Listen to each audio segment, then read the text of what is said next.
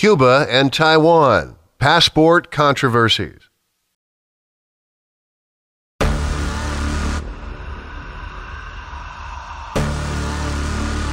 Many researchers who examine the Taiwan question go through reams of paper trying to decide, number one, whether Taiwan meets the requirements to be considered an independent sovereign nation, or number two, whether Taiwan meets the requirements to be considered part of some other nation, such as China. In their view, for any landmass on the planet Earth, there are only these two types of classification: an independent nation or part of another independent nation. But in 99% of these reports, the researchers typically find that Taiwan fails in some important respects to truly be considered an independent nation. Then, after further analysis, they also conclude that Taiwan also fails in some important respects to truly be considered part of some other nation, such as China.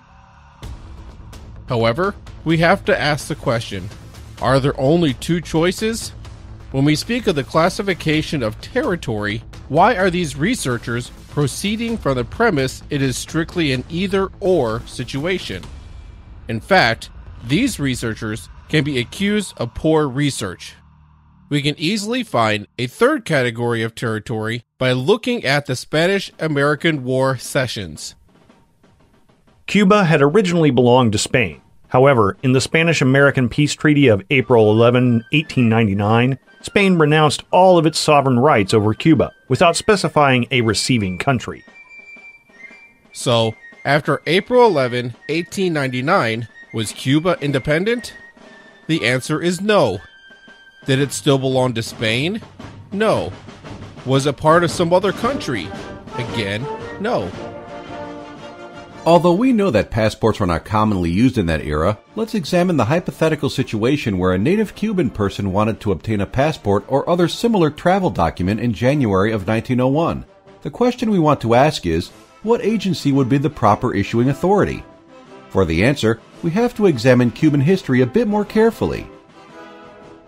Looking back to 1898, we can see that there was conflict between Spanish military forces in Cuba and United States military forces on February 15th, and the United States Congress declared war on Cuba on April 22nd. During the war, all military attacks against Cuba were conducted by U.S. military forces, and the Spanish military forces in Cuba surrendered on July 17, 1898. Who has both the responsibility and the right to conduct the military occupation of conquered territory? It is the conqueror, and the U.S. Supreme Court has ruled on this topic on many occasions. In the case of Cuba, the conqueror is the United States. The military occupation of Cuba began on July 17, 1898. The peace treaty was signed in early December and came into force on April 11, 1899. Did the coming into force of the peace treaty mark the end of the military occupation? The U.S. Supreme Court has ruled on this subject too. For territories separated from the mother country via the specifications of a peace treaty after war, the answer is no. The military occupation continues. So, returning to our question, what agency would have the legal authority to issue travel documents to native Cuban persons in January 1901? The answer is the United States military government. A definition of military government is as follows. Military government is the form of administration by which an occupying power exercises governmental authority over occupied territory.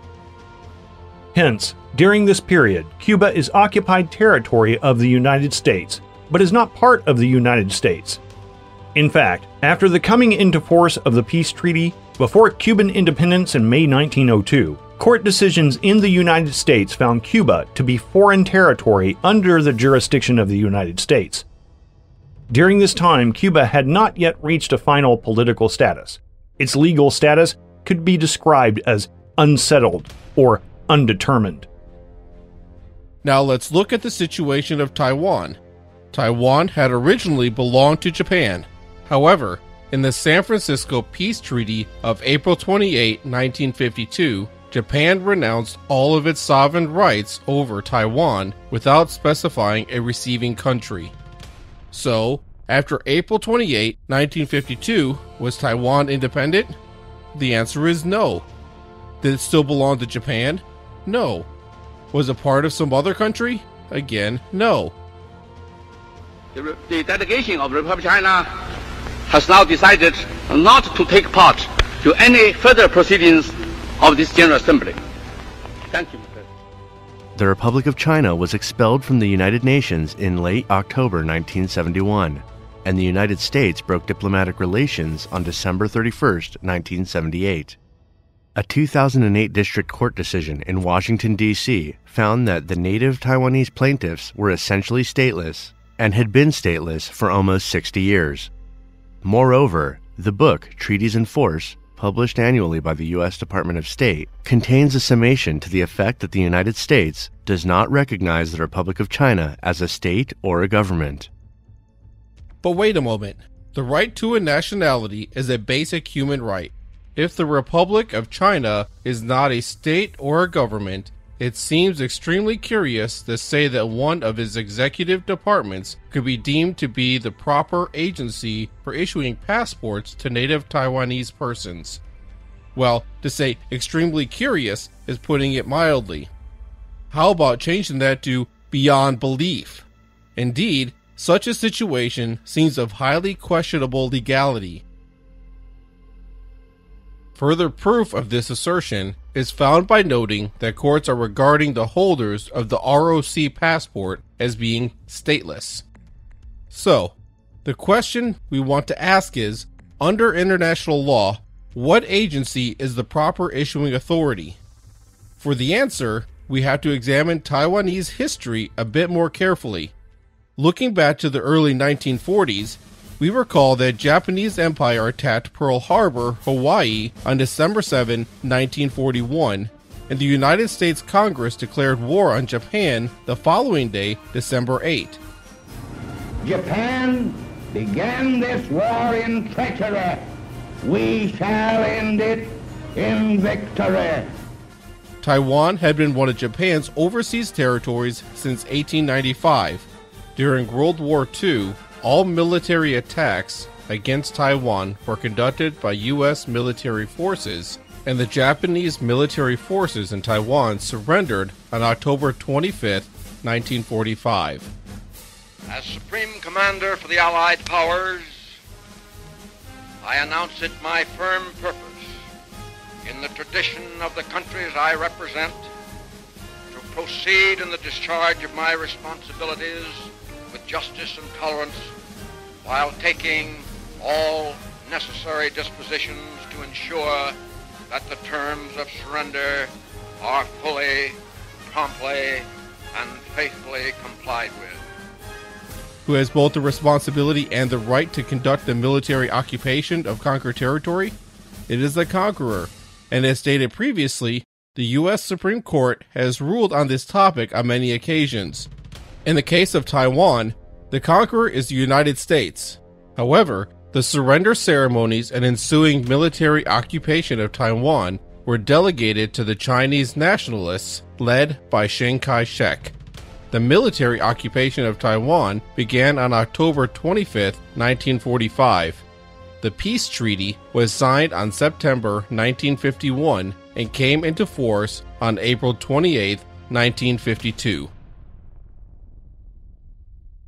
Did the coming into force of the peace treaty mark the end of the military occupation? As we stated previously, the U.S. Supreme Court has ruled on this subject. For territories separated from the mother country via the specifications of a peace treaty after war, the answer is no. The military occupation continues. It is also more important to note that with the coming into force of the peace treaty, the Allies have, for all effective purposes, disbanded. However, the role of the principal occupying power goes on. So, let's return to our question. Under international law, what agency would have the legal authority to issue travel documents to native Taiwanese persons in the current era?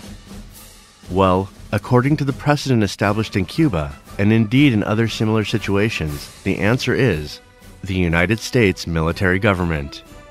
Hence, during this period, Taiwan is occupied territory of the United States, but it is not part of the United States. In fact, Taiwan could be described as foreign territory under the jurisdiction of the United States.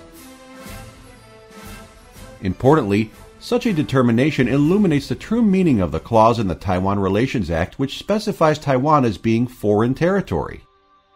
Of course, during this time, Taiwan has not yet reached a final political status. Its legal status may be described as unsettled or undetermined. U.S. executive branch agencies have made these types of announcements on many occasions. But what is the Republic of China in Taiwan? Under the above analysis, the Republic of China is serving two roles. It is number one, serving as a government in exile beginning December 10, 1949, and number two, serving as a proxy occupying force for the United States in conducting the ongoing military occupation of Taiwan up to the present day.